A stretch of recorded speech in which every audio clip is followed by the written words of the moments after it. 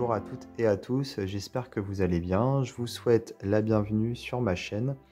Alors aujourd'hui je vous retrouve pour vous parler d'un livre, il s'agit de l'astrologie quantique, pousser la porte de tous les possibles, qui a été écrit par Caryn Weins, alors je ne sais pas si c'est Weins ou Vince, mais je crois que c'est Weins. Donc paru aux éditions Secret d'Étoile, donc un éditeur que je ne connaissais pas. Donc voilà, je découvre un éditeur également, peut-être que vous aussi. Alors Caryn, j'aime beaucoup ce qu'elle fait. Je vous ai déjà présenté pas mal de ses ouvrages en vidéo, puisque voilà, elle est spécialiste de l'astrologie. Moi, j'en apprends toujours beaucoup grâce à ses ouvrages, puisque moi, je suis pas du tout spécialiste, même si ça m'intéresse beaucoup. Et grâce à elle, j'ai pu élargir mes connaissances.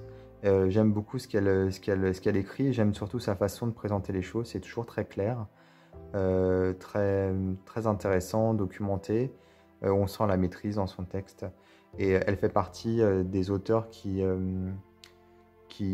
arrivent à transmettre leurs connaissances très facilement. Voilà, c'est toujours un plaisir de la lire et de lire ses livres. C'est un petit peu comme Émilie Porte, vous savez, pour le tarot. Elle aussi, je l'aime beaucoup parce que elle a un peu la même plume, je trouve. C'est-à-dire que les infos, elles passent très facilement et en fait, on se surprend à avoir fini le bouquin en à peine quelques heures, tellement c'est passionnant. Donc là, on a un joli bouquin donc, sur l'astrologie, mais pas n'importe laquelle. C'est bien ici l'astrologie quantique dont il s'agit. Je vous en dirai un petit peu plus pendant qu'on regardera le livre ensemble. Pensez-vous que tout est inscrit dans les astres? Si les messages des planètes n'étaient pas ceux que l'on imagine et que nous pouvions transformer notre perception à la lumière du monde quantique, sommes-nous vraiment attachés à notre identité avec un futur déjà écrit? Pouvons-nous aller au-delà d'une certaine réalité? À travers ce livre, Caryn Weins vous embarque à la découverte de l'astrologie quantique, une approche singulière de l'astrologie. Celle-ci trouve un autre sens grâce à la physique quantique, car elle s'ouvre alors à un champ de potentialité et non plus de destinée. Tout l'enjeu de cet ouvrage est de vous amener à comprendre comment il est possible d'accéder à ce nouvel espace. Vous découvrirez de quelle manière l'astrologie, formidable outil de prédiction, peut devenir une force de connaissance et de transformation grâce aux découvertes de la physique quantique. Poussez la porte de tous les possibles. Et en plus, il y a 12 méditations audio ici, dans le livre, vous allez voir. Donc c'est vraiment chouette.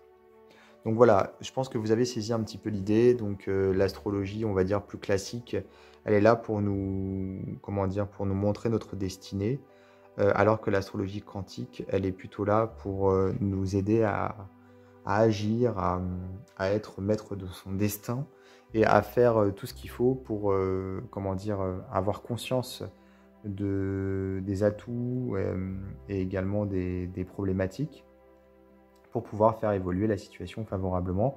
Donc on n'est plus du tout bloqué à une destinée qui est déjà écrite, on est sur quelque chose de plus ouvert, voilà, tout simplement. Alors,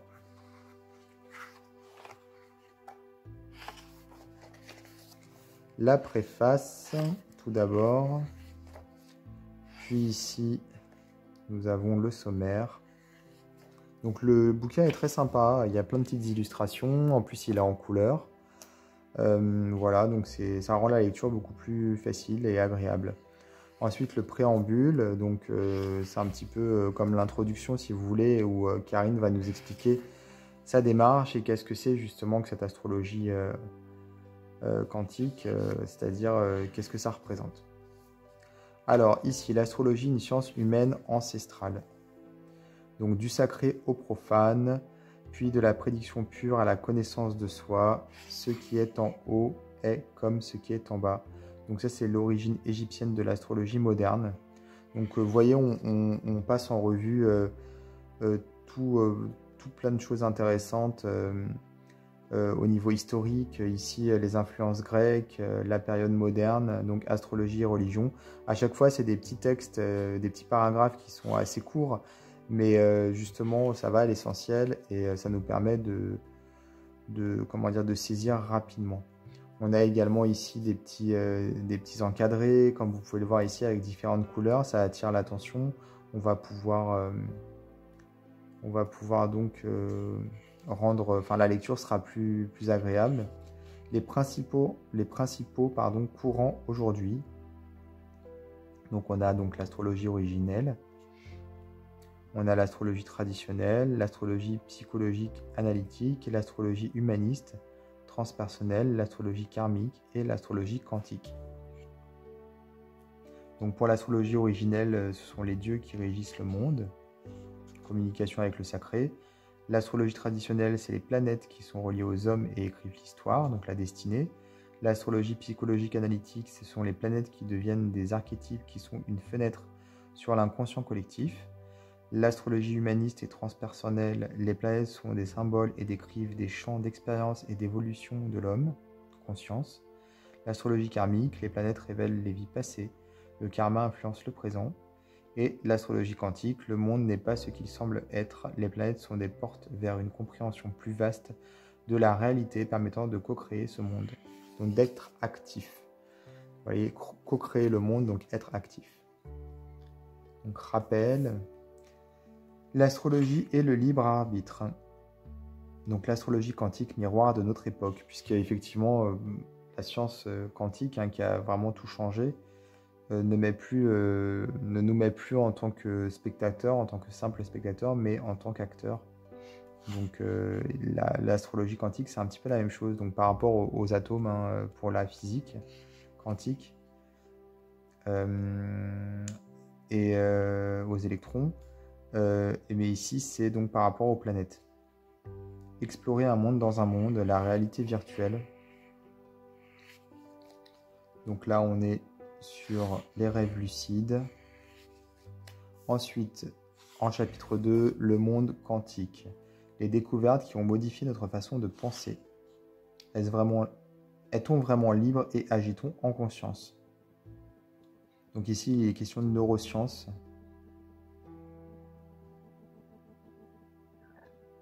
Donc selon les neurosciences, le cerveau, il va traiter, si vous voulez, les informations avant même qu'on en ait conscience. Donc ce sont des recherches et des découvertes qui ont été faites récemment. Donc la prise de conscience, elle intervient après la phase où apparaît une connexion entre les informations des différents réseaux cérébraux. Donc c'est un petit peu comme si le cerveau avait déjà décidé avant que nous-mêmes on en ait conscience. Ça fait très machine, hein, quelque part. Il n'y a pas de réalité en soi, il n'y a que des perceptions. Voilà, donc ici on explique comment leurrer le cerveau, enfin ce qui est possible en fait, tout simplement. Il est question ici des illusions, des images qui créent des illusions d'optique. Donc effectivement, imagination ou réalité, voilà. Alors la physique de l'esprit. Ici, le besoin de donner du sens. Donc l'humain, il a toujours eu cette quête de sens, hein. Trouver du sens dans tout, hein, bien sûr. Expliquer, comprendre. La recherche d'une autre réalité. Donc c'est un changement de paradigme aussi, hein. Faut dire ce qu'il y a. J'en parlais il n'y a pas très longtemps dans une autre vidéo. On est en train de changer de paradigme au niveau de la science. On s'ouvre de plus en plus. Et j'ai l'impression qu'on tend vers quelque chose où la spiritualité et la science vont finalement pouvoir se rencontrer enfin. Puisque on est au niveau de la science, on commence à être un peu bloqué dans le sens où il y a plein de choses qu'on n'arrive pas à expliquer et qu'on n'arrivera jamais à expliquer, notamment au niveau du cerveau, de l'esprit de l'être humain, tout simplement parce que on n'arrive pas, enfin les scientifiques ne veulent pas pour le moment. Certains commencent vraiment de plus en plus, mais il y a encore une vieille école qui a du mal à concevoir qu'il puisse y avoir des réponses ailleurs en fait, plutôt que dans les théories actuelles. Mais comme pour la science quantique, la physique quantique, il y a un moment en fait où on change de paradigme, c'est-à-dire qu'avec la physique quantique, on a apporté un nouveau paradigme, mais il a fallu que les scientifiques l'acceptent parce que certains étaient très réfractaires. Et quand on bascule, voilà, c'est comme quand par exemple, on a découvert on a découvert non, quand on a finit par établir, puisque ça avait déjà été découvert bien auparavant, c'était bien le Soleil, la Terre qui tournait autour du Soleil et pas le contraire. Bah, du coup, on changeait de paradigme, mais ça a été très difficile de l'admettre, puisqu'il y avait beaucoup de réfractaires. Là, c'est un peu pareil, je trouve, avec la science et la spiritualité. J'ai l'impression que plus ça va, et plus on va finir par réussir à faire quelque chose ensemble. Et la science va arrêter de rejeter toute forme de spiritualité puisque voilà, on peut expliquer plein de choses grâce à la spiritualité, et plus ça va, plus on se rend compte qu'effectivement, euh, il y a plein de choses qui se passent et qui sont de plus en plus reconnues par la science. Ne serait-ce que, par exemple, les fréquences, les vibrations, tout ce qui influe les pensées positives, on le sait, hein, on va prendre une plante, par exemple, on va l'insulter, lui dire des choses horribles et elle va mourir, alors que si on a une plante à laquelle on va dire des choses agréables, elle va vivre plus longtemps, donc elle va s'épanouir. Donc ça prouve bien que on émet une forme d'énergie et que les êtres vivants autour de nous les captent ces énergies. Et scientifiquement, c'est prouvé, donc on commence à avancer, mais c'est long. C'est long, c'est long, c'est long. Alors j'apprends l'astrologie, mais je garde mon espace personnel pour rester l'observateur conscient de ma vie. Intégrer les principes quantiques dans notre quotidien. Le principe de polarité, tout est double, tout a deux pôles et deux extrêmes. Créer sa réalité en étant aligné à ses potentiels, les 7 mondes intérieurs. C'est un peu comme les 7 chakras, hein, si vous voulez.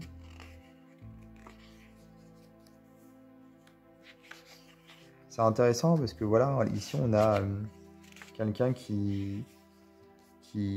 Karine, donc qui est très, comment dire, qui est quelqu'un de très spirituel, qui parle de science en fait, et c'est vraiment super intéressant.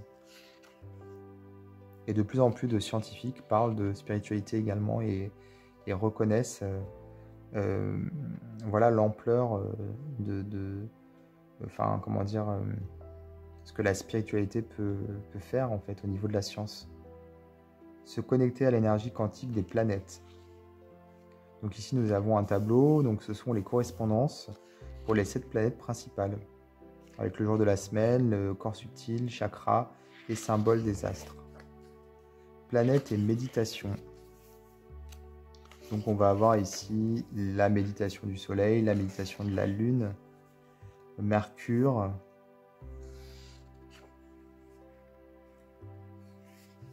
Vénus, et en fait on va avoir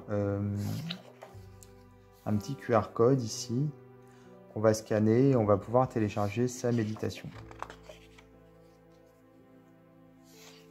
Alors je ne l'ai pas encore fait pour le coup, mais je trouve l'idée plutôt pas mal.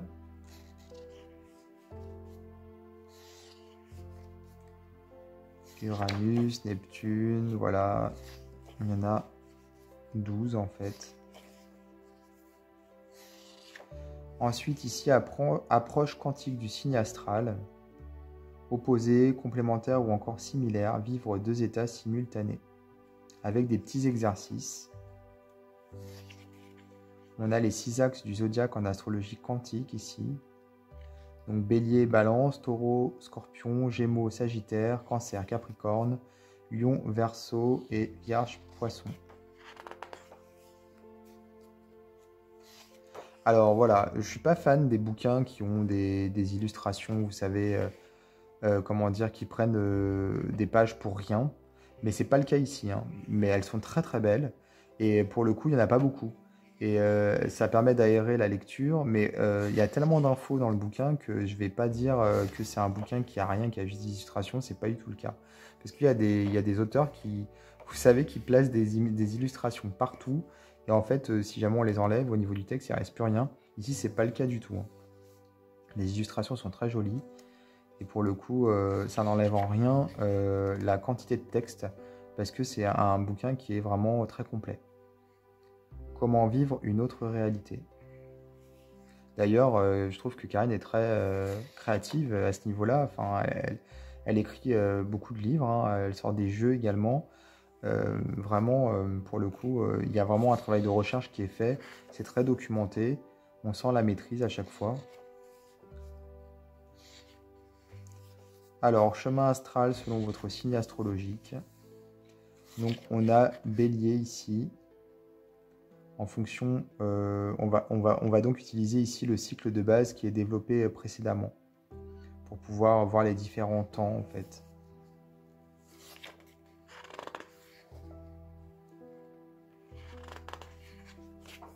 Pareil pour le Taureau, Gémeaux, Cancer, etc. Donc on a tous les signes.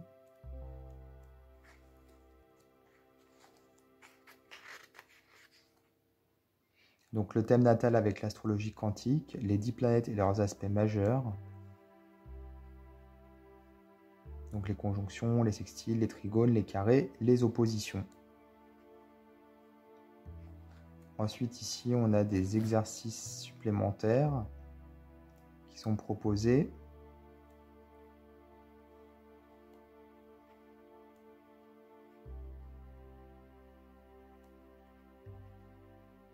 Sortir des croyances limitantes, apprendre à voir le bon côté de son signe solaire. Pour le Bélier, ce que l'on dit. Le Bélier est un être impulsif qui peut agir sans vraiment penser aux conséquences. Oui, ça c'est moi. Ce que l'on ne voit pas, il donne de l'impulsion et sort de sa zone de confort. Il met en route ce qui doit être. Sans lui, il y aurait moins d'avancées. Oui, c'est vrai. Pour le coup, c'est important, effectivement. Sortir des sentiers battus. Il est important de ne pas créer certaines formes pensées et de les imaginer comme vraies. En fait, il faut sortir vraiment de la pensée limitante. Méditation guidée vers le futur, ici, avec un QR code également.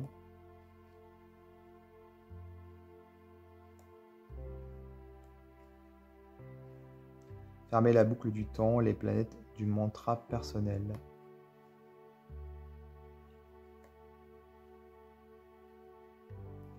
On a une fiche de travail personnel également, encore une très jolie illustration. Voilà, conclusion et à propos de l'auteur. Révolution lunaire, édition Le Duc. Je crois que celui-ci, je vous l'ai présenté. L'oracle énergie fractale, que je vous ai présenté aux éditions Trajectoire. Je déploie mes potentiels avec l'astrologie. Le Duc. Je réalise mon thème astral, donc le Duc, ça je vous l'ai présenté. L'oracle de la magie astrale. Donc celui-ci, je ne vous l'ai pas encore présenté. Mais c'est prévu, puisqu'il est juste là. Voilà. Dans une prochaine vidéo. Voilà donc l'astrologie quantique aux éditions Secret d'Étoiles. J'aime beaucoup la qualité du papier, je le trouve vraiment de bonne qualité, agréable au toucher. Et en plus il est vraiment épais. Et j'aime beaucoup les illustrations, je trouve ça très chouette. La mise en page est vraiment très sympa, pour le coup. Voilà. Alors je vais vous mettre dans la description de ma vidéo un lien vers le site de l'éditeur. Si vous voulez vous procurer le livre, ce sera plus simple, vous aurez juste à cliquer. Je vous invite également à vous abonner à ma chaîne, à activer les notifications si ce n'est pas déjà fait. Et je vous dis à bientôt pour d'autres vidéos et d'autres découvertes.